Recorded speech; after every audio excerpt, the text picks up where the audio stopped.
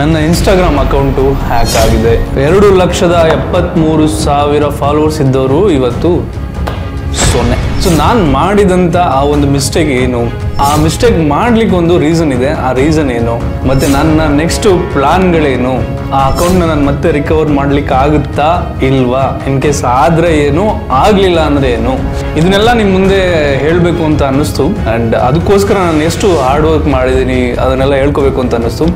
So ಅದಕ್ಕೆ ಇವತ್ತು ಈ ವಿಡಿಯೋನ ರೆಕಾರ್ಡ್ ಮಾಡ್ತಾ ಇದ್ದೀನಿ. ಸೊ ನಿನ್ನೆ ಸಂಜೆ ಸುಮಾರು 4:15 ನನ್ನ ಅಕೌಂಟ್ ವೆರಿಫಿಕೇಶನ್ಗೆ ಅಂತ ಹೇಳ್ಬಿಟ್ಟು ನಾನು ಒಂದಷ್ಟು ಡೀಟೇಲ್ಸ್ಗಳನ್ನ ಹಾಕ್ಬಿಟ್ಟು ಸಬ್ಮಿಟ್ ಮಾಡಿದೆ.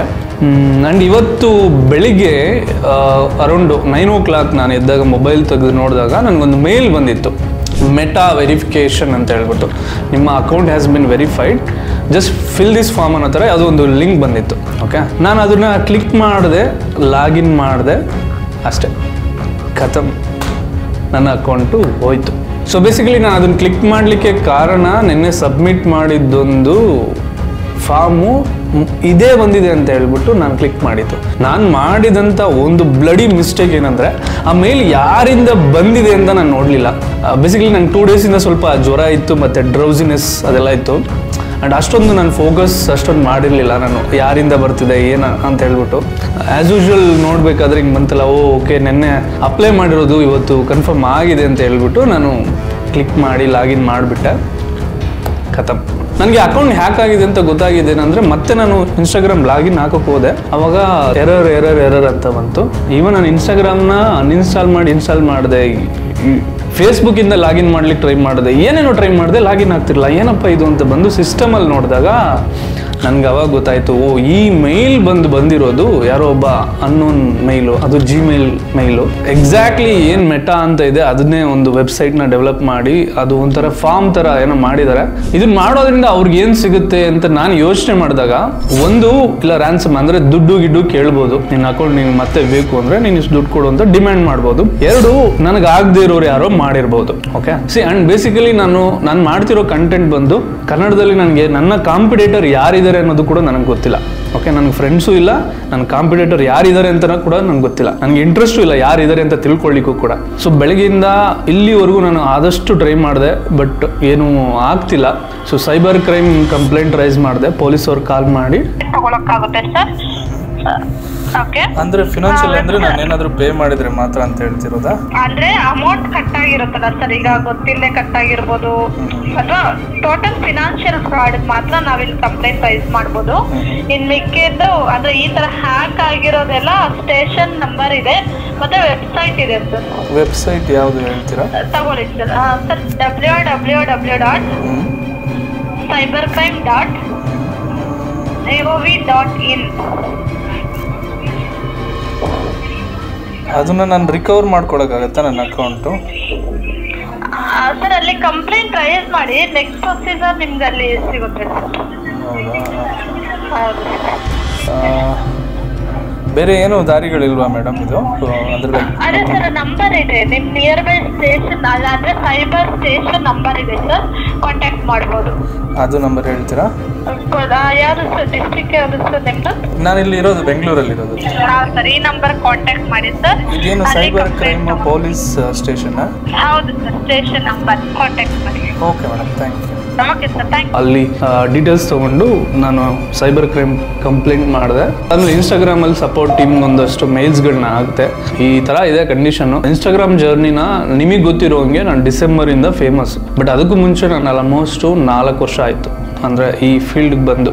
ಬಿಫೋರ್ ಕರೋನಾ ಬರೋ ಟೈಮಲ್ಲೇ ನಾನು ಸ್ಟಾರ್ಟ್ ಮಾಡಿದ್ದು ಇದನ್ನೆಲ್ಲ. ಅವಾಗ ಅದು ಅಂತ ಲೈಕ್ ನಾನ್ಸೆನ್ಸ್ ಕಂಟೆಂಟ್ಗಳನ್ನೇ ಮಾಡ್ತಿದ್ದೆ. ಅಂದರೆ ನನಗೆ ಗೊತ್ತಿರಲಿಲ್ಲ ನಾನು ಯಾವ ಥರ ಕಂಟೆಂಟು ಯಾವ ಜಾನರಲ್ಲಿ ಮಾಡಬೇಕು ಅಂತ. ಕೆಲವು ಇನ್ಫಾರ್ಮೇಷನ್, ಕೆಲವು ನ್ಯೂಸ್ ರಿಲೇಟೆಡ್, ಕೆಲವು ಕಾಮಿಡಿ ರಿಲೇಟೆಡ್, ಕೆಲವು ರೋಸ್ಟಿಂಗ್, ಟ್ರಾವೆಲ್ ವ್ಲಾಗ್ಸ್ಗಳು ಮಾಡ್ತಿದ್ದೆ. ಅದರ ತುಂಬ ಎಕ್ಸ್ಪೆರಿಮೆಂಟ್ ಮಾಡಿ ಕೊನೆಗೆ ಈ ಫೀಲ್ಡ್ನ ಚೂಸ್ ಮಾಡಿದೆ. ಇದರಲ್ಲಿ ಒಂದಷ್ಟು ಓಕೆ ನನ್ನ ಪರ್ಸ್ನಾಲಿಟಿಗೆ ಇದು ಸೂಟ್ ಆಗುತ್ತೆ ಅಂತ ಹೇಳಿ ಮಾಡಿದ್ದು. ಡಿಸೆಂಬರ್ 23 ನಾನು ಡೇ 1 ಅಂತ ಚಾಲೆಂಜ್ ತೊಗೊಂಡು ಸ್ಟಾರ್ಟ್ ಮಾಡಿದ್ದು. ಸೊ ಇವಾಗ ನನಗಿರೋದು 2 ದಾರಿ. ಒಂದು, ಬೈ ಹುಕ್ ಆರ್ ಕ್ರೂಕ್ ಅಕೌಂಟ್ನ ರಿಕವರ್ ಮಾಡೋದು. ನನಗೆ ಬೇರೆ ದಾರಿಗಳು ಕಾಣಿಸ್ತಿಲ್ಲ.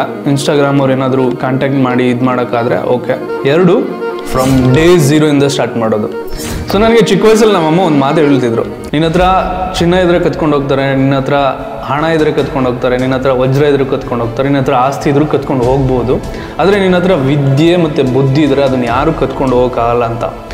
ಸೊ ಬೇಸಿಕಲಿ ಅವನು ನನ್ನ ಫಾಲೋವರ್ಸ್ ಅಥವಾ ನನ್ನ ಅಕೌಂಟ್ನ ಹ್ಯಾಕ್ ಮಾಡಿರ್ಬೋದು, but not my talent, not my ideas and anything. Content creation ಅನ್ನೋದು ಅಷ್ಟು ಸುಲಭ ಅಲ್ಲ, ಎಸ್ಪೆಷಲಿ ಒರಿಜಿನಲ್ ಕಂಟೆಂಟ್ ಮಾಡೋದು ಅಷ್ಟು ಸುಲಭ ಅಲ್ಲ.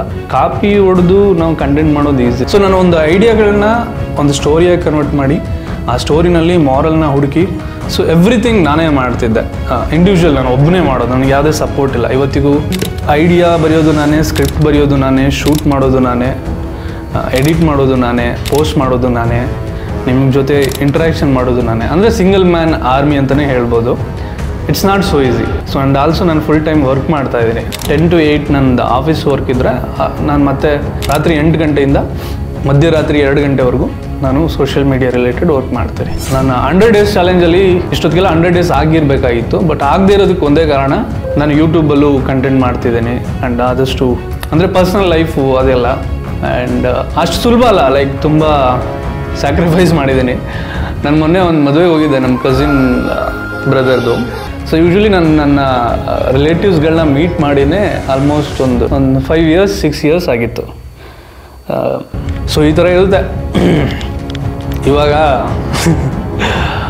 ಸೊ ನಾನು ಪಾಸಿಟಿವ್ ಏನಲ್ಲಿ ಥಿಂಕ್ ಮಾಡ್ತೀನಿ. ನಾನು ಮಾಡಿದಂಥ ಒಂದು ಮಿಸ್ಟೇಕ್ ನನ್ನನ್ನು ಮತ್ತೆ 0 ತೊಗೊಂಬಂದ್ಬಿಡ್ತು. So the moral of the story is, in case ಆ ಅಕೌಂಟ್ ಏನಾದರೂ ರಿಕವರ್ ಆಗಿಲ್ಲ ಅಂದರೆ ರೋಲೆಕ್ಸ್.